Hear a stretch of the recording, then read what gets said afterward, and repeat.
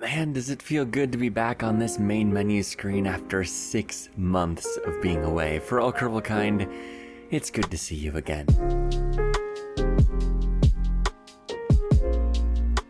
So, just a recap of where we are right now. At the moment, we have 17 points of science, and we need a total of 31 for basic capsules, which is where we're trying to go in this episode. We want to be able to unlock these capsules with enough time to actually build and utilize said capsules, and enough money to afford them as well, because they come with a rather hefty price tag right there. So we're 14 science short.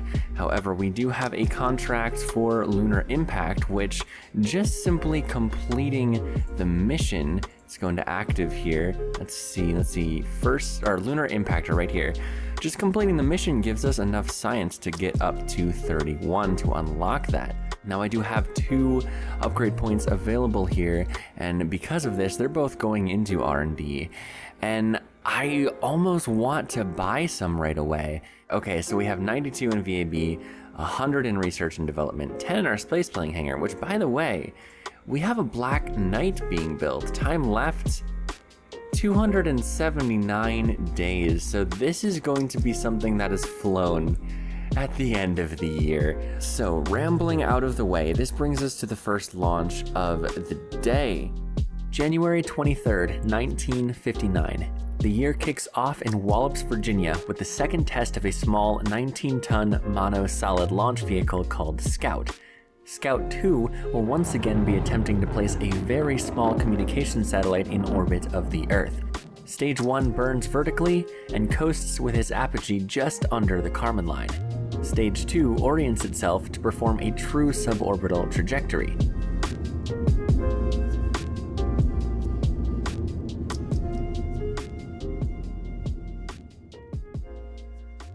Stage 3 coasts until apogee above the atmosphere to further increase orbital velocity.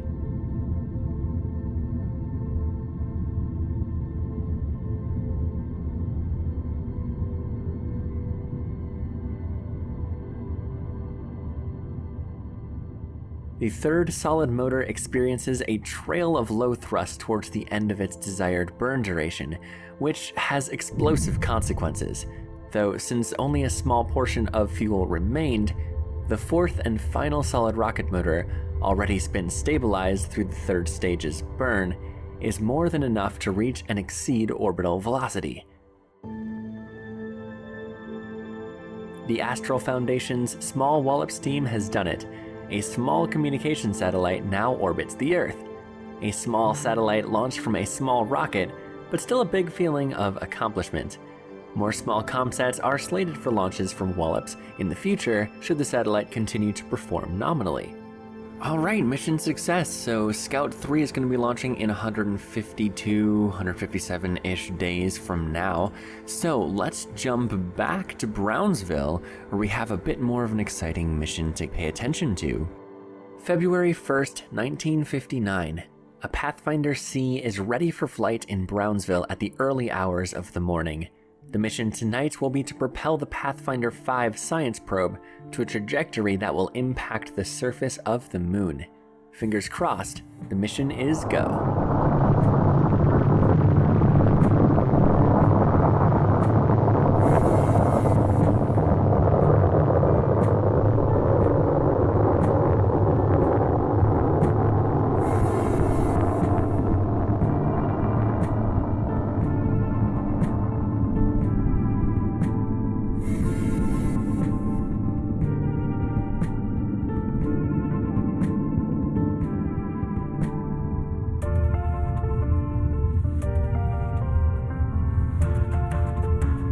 The first and second stages are successful. Pathfinder 5 is in orbit of the Earth, ready for its final burn. Consequently, the Scout 2 satellite launched a week prior is helping to provide communication coverage for the translunar injection burn roughly 20 minutes from orbital insertion.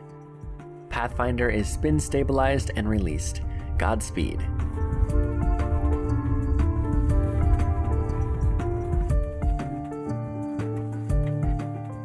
A bit less than a minute later, trajectory comes through to ground control. It appears the spacecraft is on target for lunar impact, without any need for further RCS correction at all.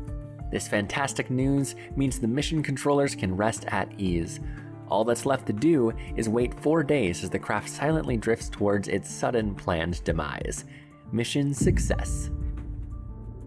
Okay, that mission succeeding is very relieving because it gave us 15 science. We're up to 35 science with a little bit of science transmitted right before impact.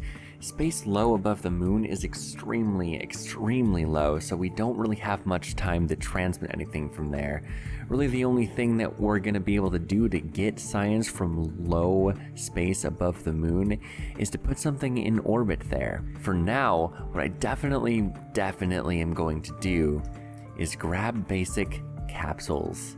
So we've split 20 build points between VAB and R&D, but I'm still not convinced that it's going to be fast enough here and here to actually get our orbital vehicle in time by the end of the year, let alone beating the Soviets. What it boils down to is we need some more money. So the way to get money in this game is of course contracts. Let's take a look. So we had to cancel first WeatherSat and Geostationary Sat because we could not meet the deadlines, which ended up losing about 100,000 funds, but we easily made that up by grabbing other contracts, and we grabbed Reach Orbit and Return from 1,000,000 meters uncrewed, Lunar Impactor, uncrewed lunar landing, we re-grabbed geostationary satellite again, and then 4 satellite early communications network. Yeah, 24 in the research and development and 12 in VAB for that one. It appears our Scout 2 satellite is having a little bit of trouble keeping its battery charged. We're just gonna time warp here, and it's gonna, you see, it bounces down to 0, bounced up to 70%, and I think it's gonna keep fluctuating that a little bit. So I think because of that, we're going to hold off on launching more Scouts until I can upgrade our solar panel technology. So we won't be launching any more Scouts this year. February 27th, 1959. News of a Soviet launch is late to the ears of the United States once again. But intelligence suggests a satellite now exists in a very peculiar orbit of the Earth. An orbit where the satellite's orbital period matches the rotational period of the planet Earth, geosynchronous.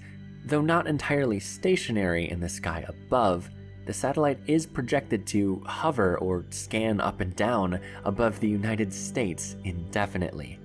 This is perceived by politicians with fear and anger behind closed doors. Whether this is a spy device, a secret weapon of some kind, or a communications device for future missions above America, it's clear the USSR is up to no good. Tensions begin to rise, but news of this is kept hidden from the public to prevent any sort of widespread panic.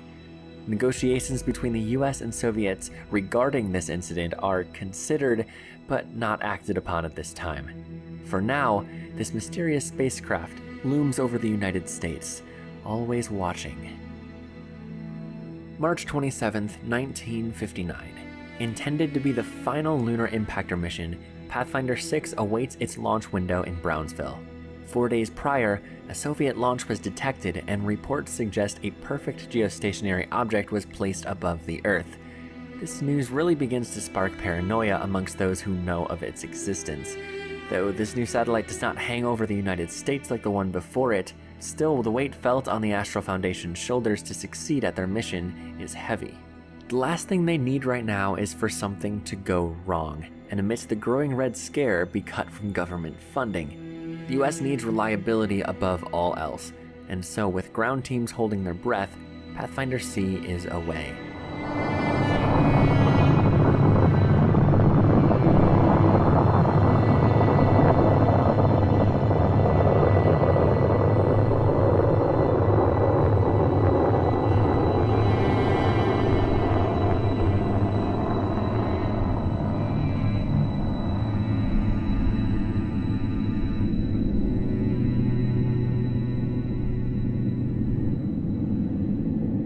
Six seconds before main engine cutoff, the first stage engine fails, causing a slight downward rotation 1 minute before the second stage is scheduled to burn for orbit.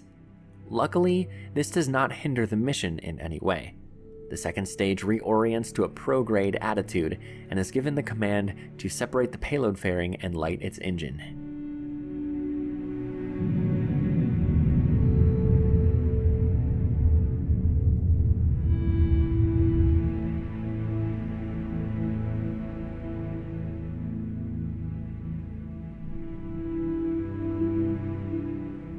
Now in orbit, Pathfinder 6 is spin stabilized and released to burn for the moon. At this point, despite various hiccups and regardless of engine failures, the Pathfinder vehicle is proving its reliability. The future looks to bring heavier payloads and therefore much larger launch vehicles, but the legacy Pathfinder holds as the first pioneer will remain true, and the vehicle will likely see more missions in the future. Meanwhile, the final planned lunar impactor makes its way to its abrupt resting place on the lunar surface. The impactor transmits a small amount of data before unintentionally losing connection with the Earth. Though less science data was received because of this, contract requirements have been met, and funding is provided to further the program's goals. Pathfinder 6, the final lunar impactor, is complete, and that leaves us with 617 funds and 19 science. First of all, the science, we do have one tech node that is worth 19 points. The avionics gets upgrades, and also we get a new type. Deep space avionics is one that you can activate and deactivate. You can put it into a hibernation mode, pretty much. And that will really help us get a crap ton of science because of our Discoverer satellites, the weather totally not spy satellites. Those are so power hungry, and this is going to help a lot with that because we can turn off the computer that's draining our electricity. But also, the other two types of avionics, here we have science and near Earth. Their cost is a little bit more, it looks like, but their mass is decreased significantly in the science node case, and their power is decreased. That's going to help us immensely with the contracts that I accepted and now I have to do because I was just looking for the advance money and now we're stuck in this place where we have to do them. Well, it's going to be fun to do them anyway, and this is going to help with that, so we're going to research that node.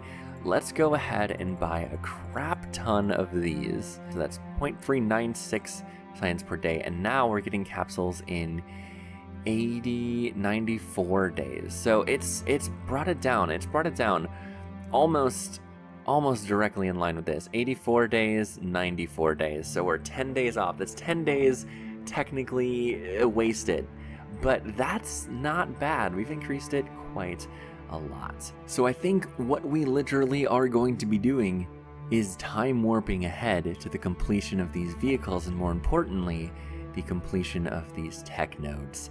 And then that will lead to our build of the Mercury capsule.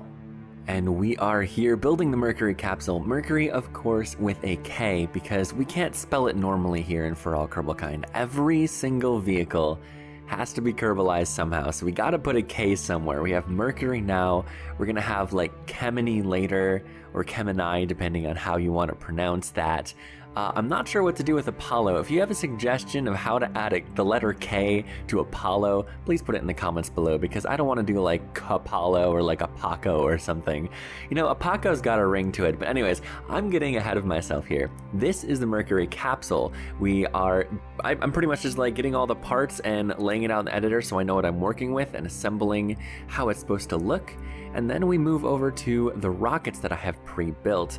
And the whole goal of pre-building these rockets is to save time. But take a look at the time in the top right. When I put the capsule on, the edited time % goes to 0. So with Kedstone, we actually saved 0 time pre-building it. We have to build the entire rocket again, pretty much. So that completely negates the tactic of saving time earlier with this one, which means technically we could have had some sort of launch with a Kedstone rocket, or maybe a Pathfinder launch in between the last Pathfinder mission and these flights here. So that's going to be a bit of a loss, but we move ahead to the Catalyst, the Mercury Catalyst, and you'll see the edited time actually goes from 100% to like 26%. So we actually did save about maybe 20 days on this specific rocket. So it wasn't all for nothing. But adding this capsule to the rockets is not all that difficult. You pretty much just slap it on top and it's good to go. Something I forgot to mention about the Kedstone Mercury was that we needed a little fairing flare to actually fit the retro piece underneath it, which looks a bit weird, and I'm sorry for that. We could very well move Catalyst up to the top of the line and have an orbital attempt before a suborbital attempt, but that's not how NASA did it. And I realized I'm not NASA. I'm not trying to recreate real life. It's more of trying to emulate it, but also throw in my own things and throw in, Kerbalized versions of it. But I just think that the Redstone Mercury flight is so iconic that I don't want to skip it in a series like this. And that means we're going to be 40 days behind our orbital attempt than what we could possibly have. In fact, I could have just completely rush built Catalyst and then not rush built Headstone and maybe get that in about 50 days. I'm not honestly too concerned if the Soviets beat us to orbit. Yeah, it's a huge blow to morale and will roleplay as such, but that's how it happened IRL, and then the United States just caught up and then took off, getting better engines earlier on, and we're gonna see if that sort of thing happens for all Kerbalkind as well. So as much as some of you might not like it, Kedstone is gonna be first, and then Catalyst. Here's hoping none of the engines fail. And in between, we have a Black Knight flight or two, because I'm actually really excited to fly this Black Knight into space, which I now realize this is the first time in the video that I'm actually talking about the Cal X4 Black Knight. I streamed the final build and testing of this vehicle in a previous video, so I won't show that in this one. I think it's in the For All Kerbalkind playlist in the description of this video. But this is basically an X-plane that is going to be dropped from an aircraft and fly straight up and get really high and then just nosedive down with air brakes and then land on the runway, hopefully. And that is going to be a lot of fun. It's a very similar flight profile to our Kedstone flight, it so happens. So yeah, it's going to be really fun. And I think it's about time I stop rambling and we start flying some of these, yeah? August 26th, 1959. For half a year now, NASA and the Astral Foundation have been hard at work readying their vehicles and crew for Kerbal spaceflight. Over this time, intelligence has discovered a small handful of Soviet launches have taken place, some successful and some not so. Specific information about these missions isn't quite known, unfortunately, but what is known is their simultaneous goal, the same as ours, to place a Kerbal into low Earth orbit and bring them back alive. In our case, a vehicle called Mercury has been developed for this very purpose.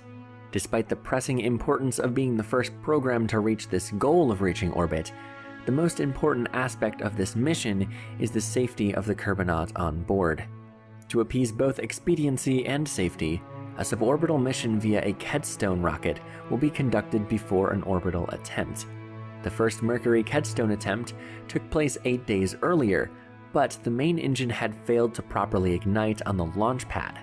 Thus, the vehicle was inspected, cleared, and rolled back out for a second attempt. Eileen Kerman again sits atop the missile responsible for bringing the first US satellite into orbit of the Earth. It's definitely a humbling moment strapped into a tin can aboard such a vehicle, but she remains focused on the checklists and countdown above all else. After all, the program has a lot to prove to NASA and the whole world. Liftoff.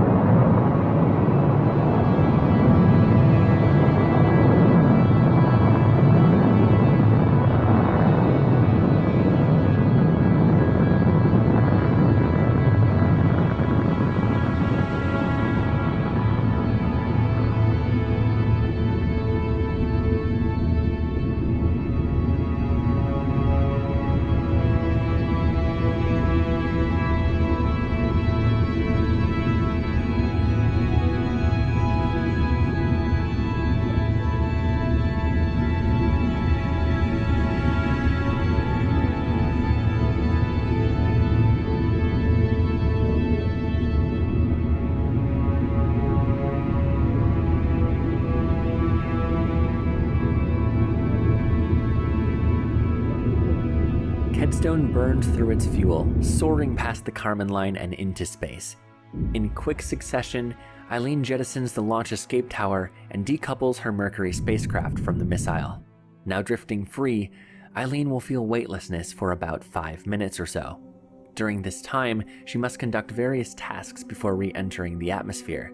These include maneuvering the spacecraft with RCS, ensuring yaw, pitch, and roll all control as expected, and firing retro motors designed to re-enter the atmosphere from orbit. On a suborbital trajectory like this, such a burn is unnecessary, but still crucial to ensuring the craft's design is go for orbit on its next flight. 3 solid motors light in succession, one after the other, and control remains stable throughout their burn, apart from slight yaw adjustment, but this is deemed within nominal parameters. At this point in time, Mercury has reached 192 kilometers altitude above the Earth and is beginning to fall rather quickly. The final task before re-entry is simply to decouple the retro pack from the heat shield and activate automated control for re-entry. During the short re-entry, a small stability flap is deployed to theoretically ensure the craft does not orient nose first on accident. The usefulness of said device is hard to decipher, but it exists nonetheless. The G-forces felt on re-entry is enough to cause Eileen to pass out for 20 to 30 seconds. This was half expected to happen in a vehicle of such an experimental nature as this. Coming to and resuming communication with flight, the drogue chute deploys and slows her descent.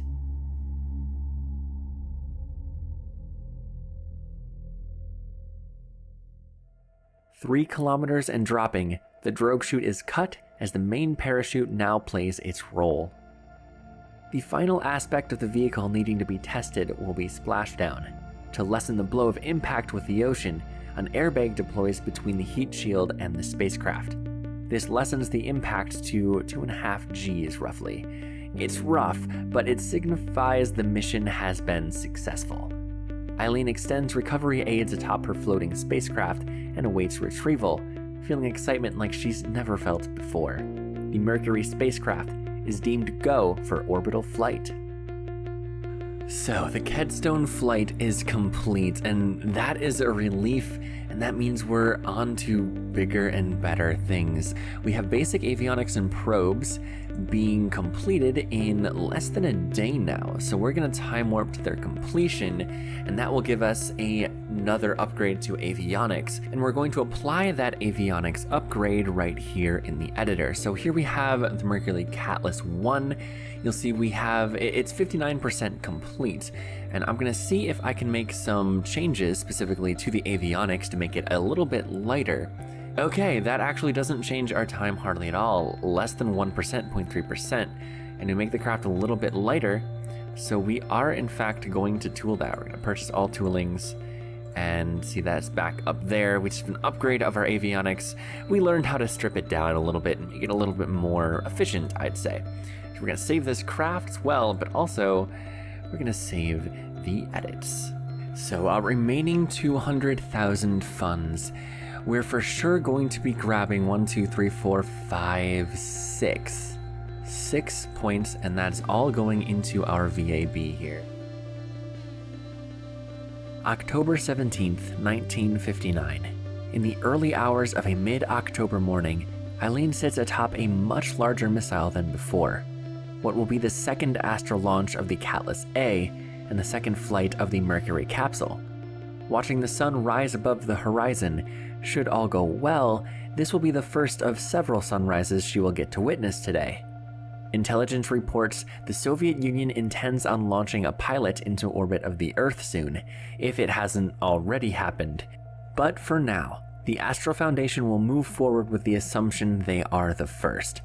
Mercury Catalyst is ready for its historic flight, definitely a step up from sending a cat into orbit in January of last year. People across the country listen to radio broadcasts as flight control crosses their fingers. It's the moment of truth. Liftoff.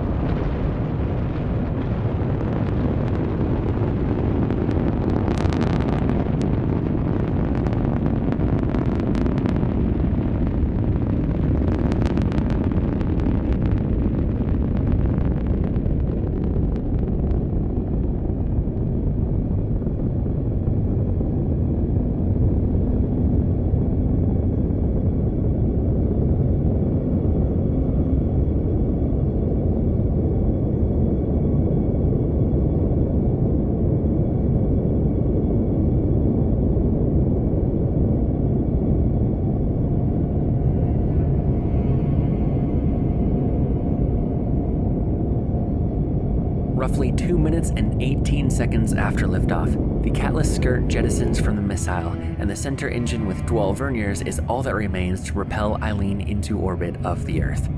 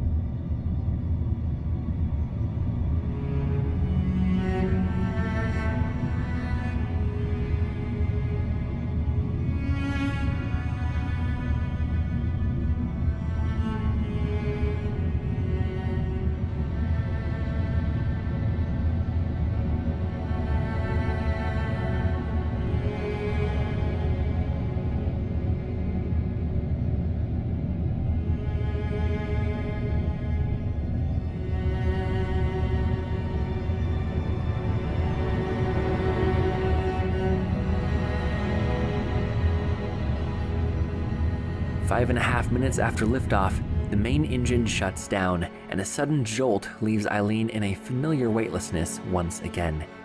Checking telemetry, altitude, radar velocity, she reports down to ground control that Mercury has reached orbit of the Earth. A slight error in attitude began to occur almost immediately, but this was easily corrected after posigrade motors separated the two spacecraft. Catalyst is left in a slow rotation as Eileen attains full control of Mercury. Several minutes pass, ensuring go status of the spacecraft before Eileen deploys a viewing periscope in a small experiment window. The orbit reached is 160 kilometers by 269 kilometers, providing a wonderful view of the Earth from above. Throughout her time here in space, she will attempt to identify various landmarks all across the planet. Scientific data regarding this activity will be performed on a future flight, however. Her main objectives on this flight are to demonstrate control of the capsule over a long period of time, experiment with various small amounts of liquid in microgravity, and in general to demonstrate long-duration activity strapped in a tin can in orbit of the Earth. All along, she will be communicating with ground stations below for just a couple minutes at a time while flying above, essentially providing general status and well-being checks, while also just having someone to talk to up there. There will be plenty of time spent not in contact with any ground stations, so the possibility of something going wrong between checkups is a possibility, and as such, good communication when comms are available is very important. All systems remain go for several orbits, and ground teams indicate parameters appear good enough for roughly 16 total orbits of the Earth before re-entry. On the ground, a re-entry burn is plotted, roughly aiming for just off the coast of Brownsville in the Gulf of Mexico.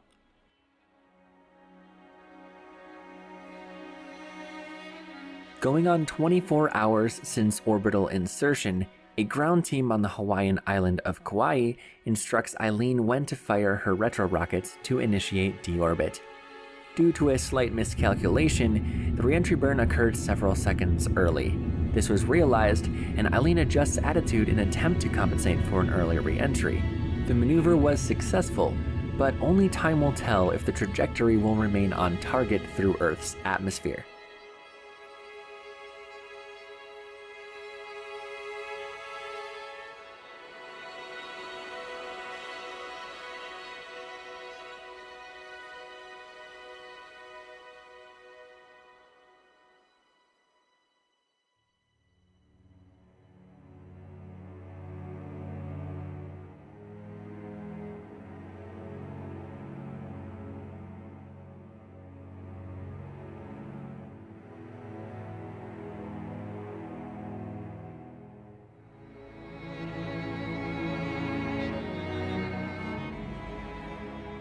Re-entry is successful. Parachutes are now to deploy and bring Eileen safely to the ground.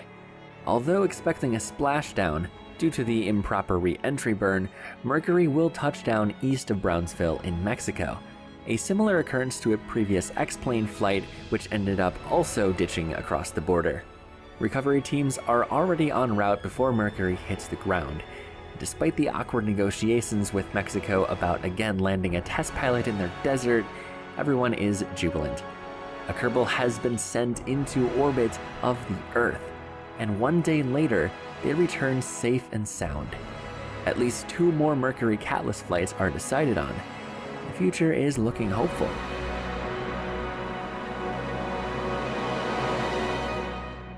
Well, future me is here, and I have some unfortunate news to share with you. The Soviets beat us to orbit of the Earth. They were able to complete this feat, a crewed orbit of the Earth and safe return, last month, so about 30 days before we were able to do that.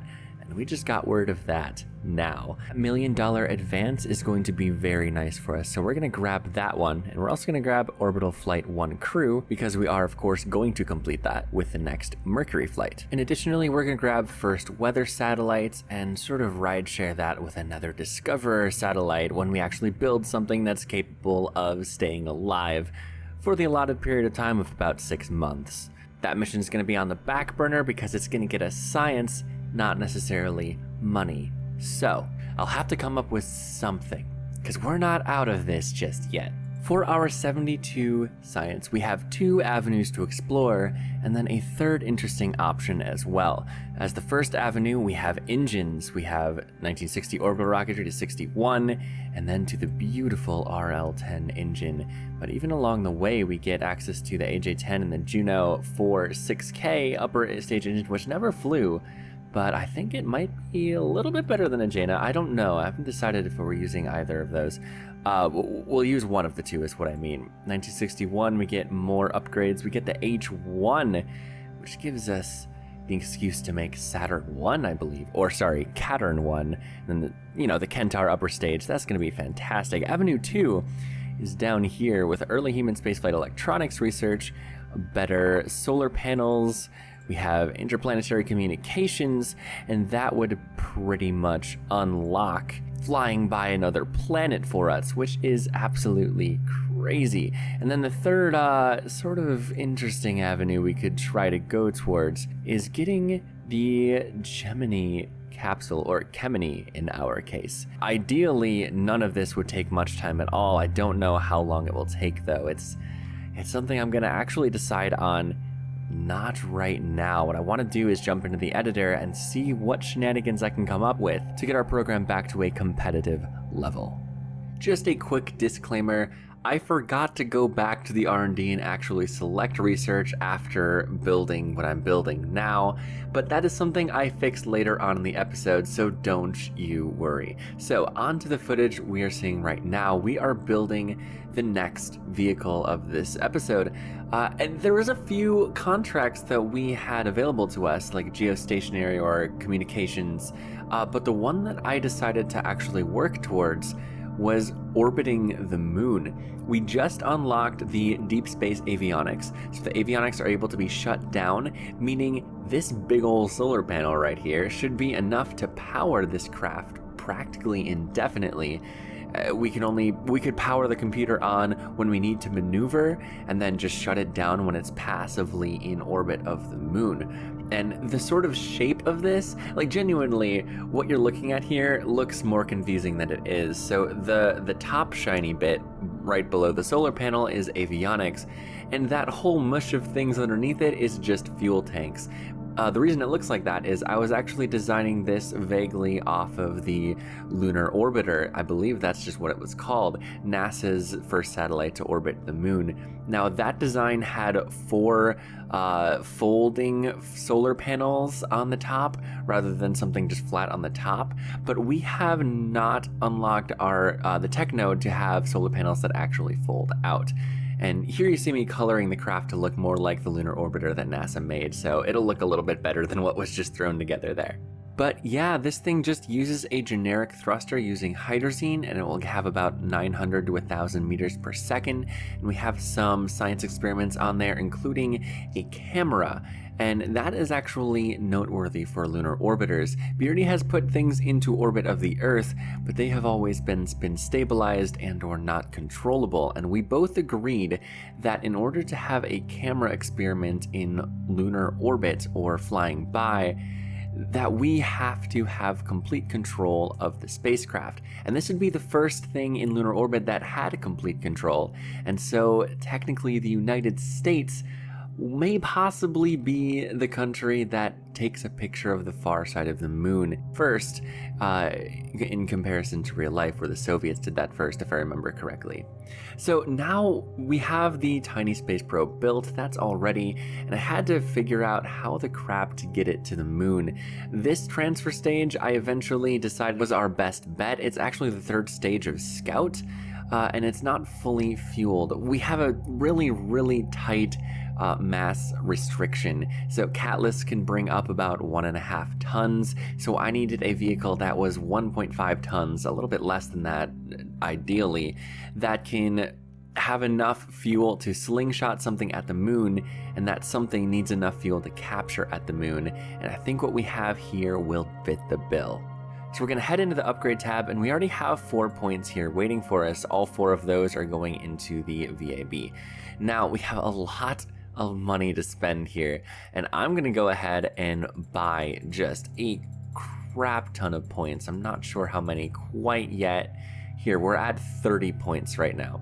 Okay, our build times are looking a little bit better. We now have 152 points into all of our vehicle assembly buildings. Our speed is up to 2.14. I could invest all of these points into the vehicle assembly building right now, but I think this is going to be better for us in the long run. Let's do it. 166 days to complete that, so we'll get that well within next year. However, we still have a little bit of money left over. Not a lot. It's not a lot, but 7 more points in the VAB. 2.245 now. I'm gonna go one more. One more. Boom. 2.26. Okay. But in the meantime, we have a Kel X4 Black Knight flight, and now it seems like all the X-Plane contracts are taken care of, and this isn't going to get us any money because, for whatever reason, the X-Plane contracts were completed with our capsules. Kind of unfortunate, but I do want to fly this flight anyway because I just think it's such a cool vehicle. So, let's pilot an aircraft into space, shall we? October 23rd, 1959. Peter Kerwin gets his shot at reaching space this year as well.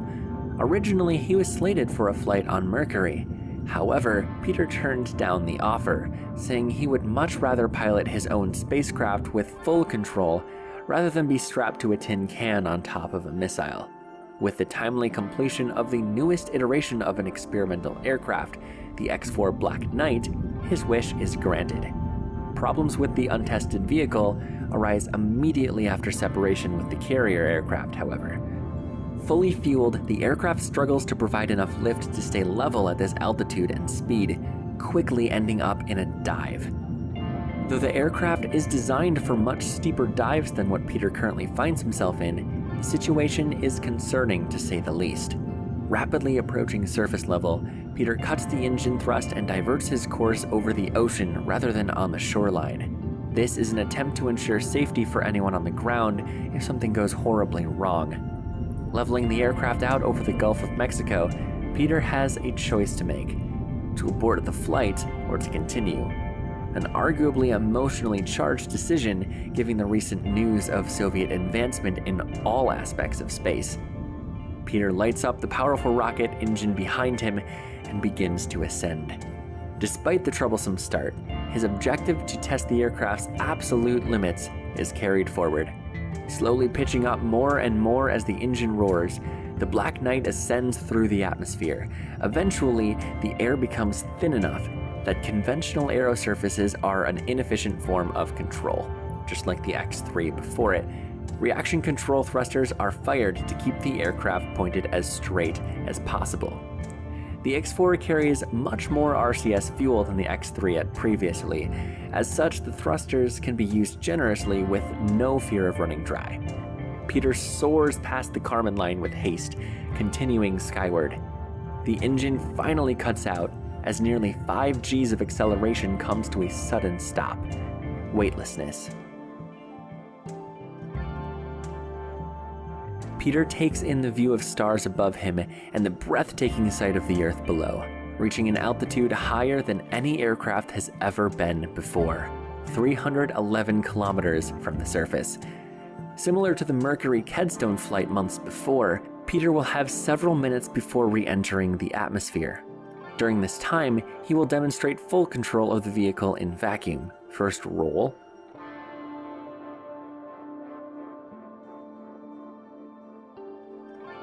then pitch, and finally yaw.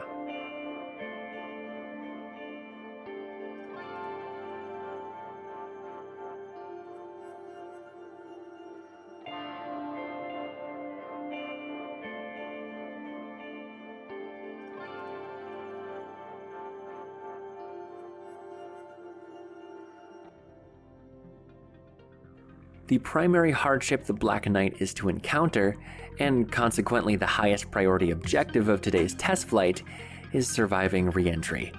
Air brakes deploy on the rear end of the aircraft as Peter aims nearly straight down at the Earth, mentally preparing for what comes next. In a matter of seconds, plasma forms around the aircraft and a massive amount of G-forces attempts to pull Peter from his seat. The X-force slams into the atmosphere, and Peter holds on tight as paint begins to melt from the exterior of the aircraft, and G-forces quickly rise. In a moment of panic, fighting to stay conscious in this ball of fire, Peter makes a rapid decision to flare the air brakes, believing the ocean beneath him to be approaching far too quickly. This immediately exceeds 15 Gs of force, and Peter passes out. Under no control from the pilot, the aircraft immediately begins to spin rapidly, but the air brakes are more than enough to keep the vehicle facing downwards and under constant deceleration. For what feels like an eternity to ground control, though in reality a matter of roughly 20 seconds, Peter regains consciousness, waking up to the sight of the ocean approaching him at a much slower rate of speed. It takes a moment for him to come to, but when he does, he retracts the air brakes, corrects the vehicle's spin, and attempts to pull out of the dive. Used to the nature of the aircraft providing zero lift when fully fueled, now empty, the Black Knight behaves extremely responsively, the slightest movement of flight controls causing the craft to flare. Lift is no longer a problem. However, leveling back out just above the Gulf, Peter fully regains his bearings and realizes how far he's deviated from the flight plan. The shoreline where a safe landing would await is nowhere to be seen above the horizon. The aircraft was never meant to splash down in the ocean at all, but Peter's left with no choice. The actions taken earlier in the flight to prevent a disaster was never corrected later on in the flight profile, and now, as Peter glides closer and closer to the ocean, the Black Knight is met with the consequences of this. Peter keeps the aircraft from hitting the water as long as possible until the aircraft stalls at 100 meters per second. Immediately, he pulls the air brake and deploys drag chutes and braces for impact.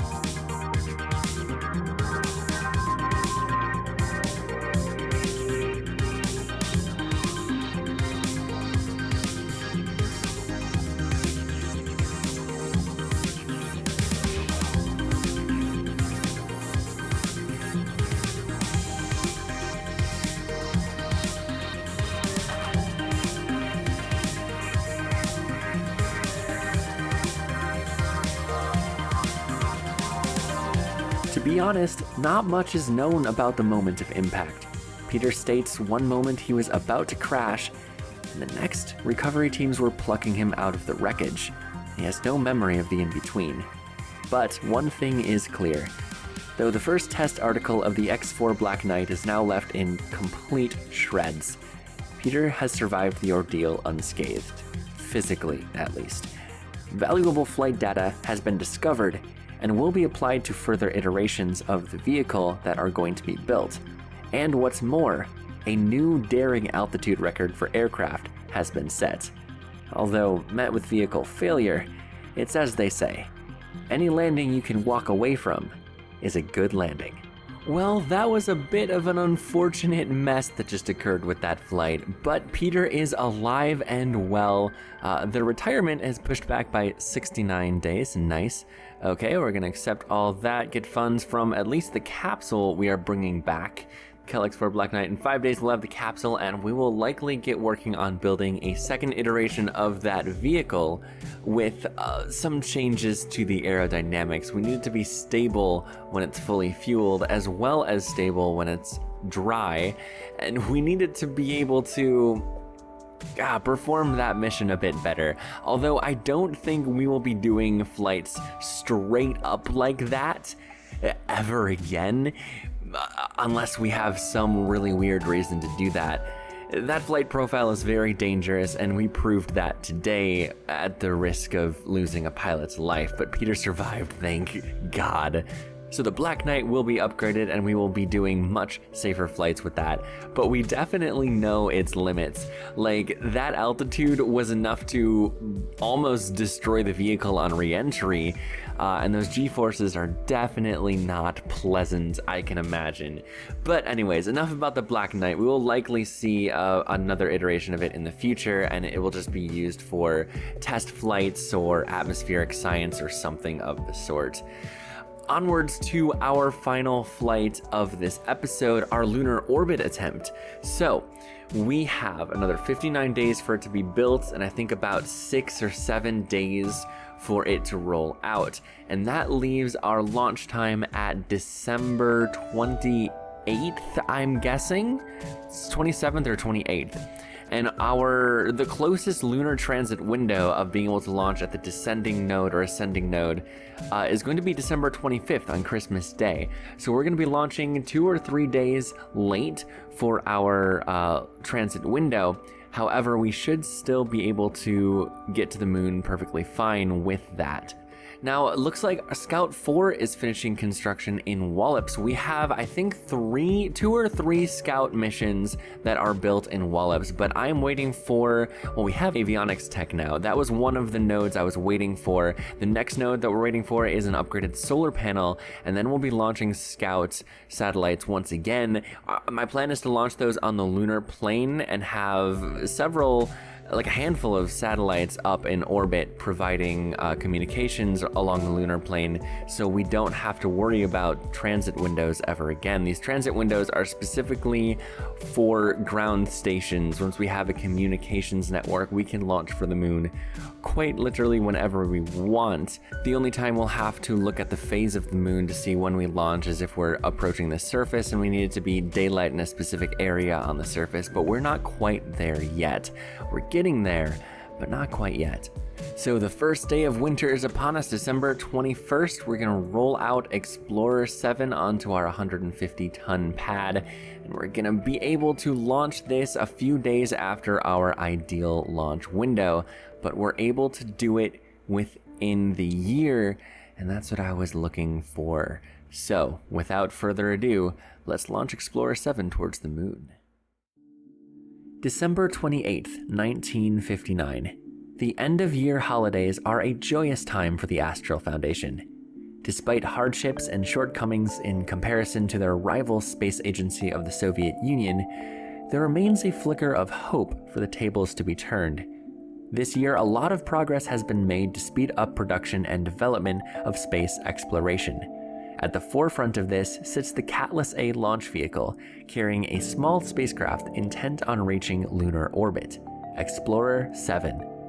Throwing out pure chance like a previous mission was heavily dependent on, and instead promising full control in lunar orbit thanks to advancement in avionics technology.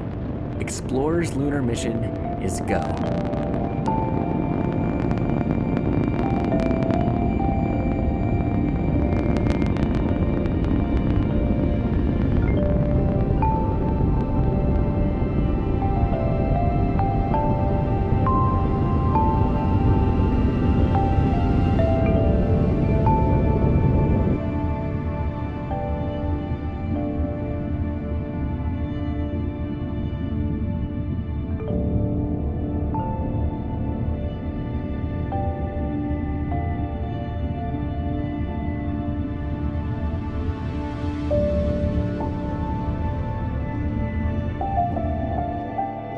Launch into low Earth orbit is successful, and Explorer 7 detaches from Catalyst.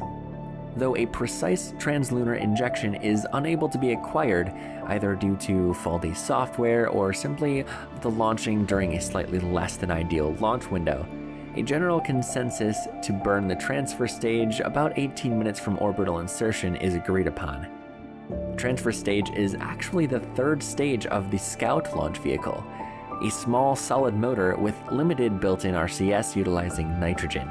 This is able to decrease overall mass while simultaneously streamlining production. An avionics core behind the transfer stage will spin stabilize Explorer and detach as the transfer stage fires its engine at the appropriate time. 5 seconds after transfer ignition, connection is lost with the probe as ground control loses line of sight. Talk about last minute. It'll be 2 minutes before connection is once again restored, and immediately after regaining communications, the spacecraft indicates the transfer stage has failed rather explosively, as well as an unplanned oscillation around the desired attitude for the entire burn, meaning a slight loss in efficiency as well. This has lost a small portion of Delta V, but thankfully things should still be within mission parameters. The trajectory of Explorer 7 falls short of the moon, but the transfer stage was not meant to bring Explorer all the way to the moon in the first place. Instead, Explorer will use its own propulsion for a final push. The tricky part of this is knowing just how much of a push it needs, because ground teams are still unable to calculate the lunar encounter. Data suggests a route which should end up in general vicinity, but it's not perfect. It will most certainly do, however. Theoretically, Explorer 7 is on its way to the moon. 13 hours and 40 minutes into the flight, about halfway to the moon, the spacecraft performs a small inclination change to better match to the lunar plane. Only 18 meters per second of Delta V is required for this. Ground teams figure this gives the mission the best chance at reaching the moon on a second pass if the first pass is not good enough.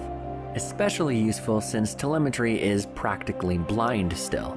49 hours after liftoff, analyzed telemetry finally confirms a lunar encounter. Its initial periapsis is 16.7 million meters from the moon. This is less than ideal, as it makes lunar capture far less efficient than a close approach would have been. The required delta V to capture into an orbit from here is roughly 870 meters per second.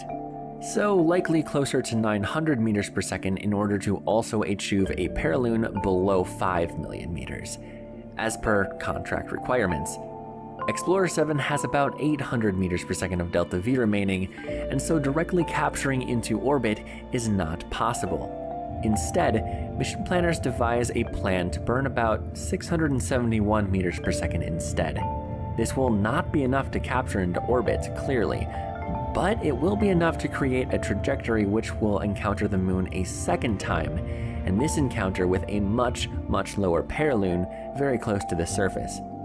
This second encounter will occur in roughly 40 days' time, about 50 days before the lunar orbit contract deadline, mind you, so timing couldn't be better. This second encounter will only require 50 to 60 meters per second for final capture due to the close proximity of the maneuver to the surface because of the Oberth effect. This maneuver overall saves about 200 meters per second compared to the direct capture at our current altitude. Explorer 7 flies past the moon and promises to meet it again in February. A small amount of data trickles down to ground control, and the mission, though not yet to complete its goal, is widely considered a success, and intends to take the first pictures of the dark side of the moon once lunar orbit is achieved. So it is December 30th, and we have Explorer 7 on its way to the moon, and it will finally capture into orbit.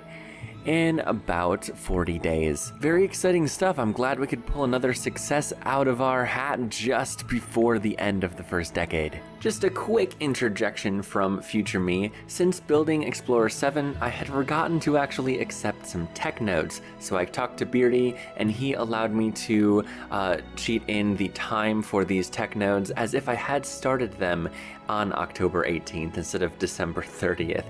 The tech nodes that we unlocked in this amount of time since then are the 1960s orbital rocketry node, which gives us an AJ-10 with unlimited ignitions. That's pretty awesome. And we're 30% through early human spaceflight electronics research, which is just sort of a blue sky node that leads to the third one that I selected, interplanetary communications. We'll save better solar panels for later, we'll save better avionics for later, but that's what's on our plate right now. Okay, back to past me for the wrap up.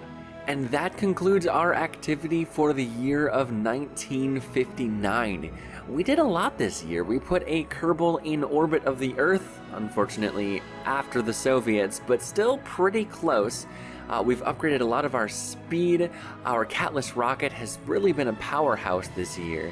And we have something on its way to orbit the moon for the first time in my program. Soviets have gotten things to orbit the moon, but to my knowledge, they weren't able to actually control the craft. So this will be the first vehicle that is able to actually control itself in orbit of the moon, and that is very, very cool. Impactors early on, Peter almost died. All in all, a pretty good year. Next episode, we should be upgrading our save from 181 here to 110.1, upgrading a bunch of mods along the way. Hopefully we'll have a better visual experience, maybe we'll have better performance, and if all goes well, we'll be able to move our saves seamlessly between the two. I assume a few hiccups will be found along the way, but you know, we're hoping for the best there. But last but not least, if you want to know what the Soviets have been up to in 1959, lots of missions. The build speed they have in the Soviet Union right now is absolutely insane. It's bonkers. So if you want to go and check out what Beardy's been up to this year, video is in the description as well as the end screen. And I want to thank you guys so much for watching. Peace out.